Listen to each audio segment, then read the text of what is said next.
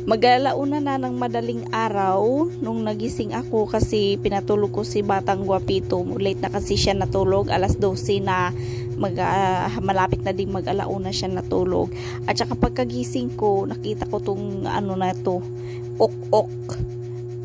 Akala ko kung anong ginagawa niya dyan kasi parang akala ko himatayin o parang nalalason. Pero nung tiningnan ko ng malapitan, may hinuhukay siya at may something sa puwet niya. Ito pala yung itlog niya at saka siguro dyan niya ibabaon yung itlog niya. Kaya tiningnan ko lang siya hanggang siya matapos siya at maibaon niya yung itlog niya dyan.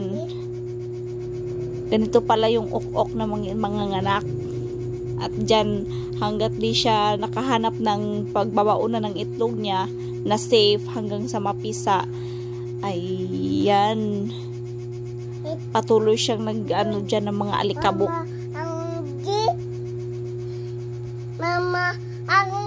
Pinapanood ko lang talaga siya at binidyohan kung anong pinagagawa niya dyan. Yan pala, first time ko kasi makakita ng ok-ok na ng itlog. Pagkatapos niyang ibaon yung itlog niya doon sa hukay ay kinuha ko. Patawad Mother Ipis, hindi to pwedeng mapisa dito sa loob ng pamamahay namin. Kailangan ko dong itapon sa labas. Ayun mga ludi, tinapon ko yung itlog doon sa labas ng bahay namin kung saan maiinitan at saka nasa ganun ay hindi na mabuhay yung mga itlog at mamatay dahil baka dumami dito yung insekto at ipis sa pamamahay namin. May bata pa naman ako dito, si Guapito. Ang katikaya ng kagat ng ipis.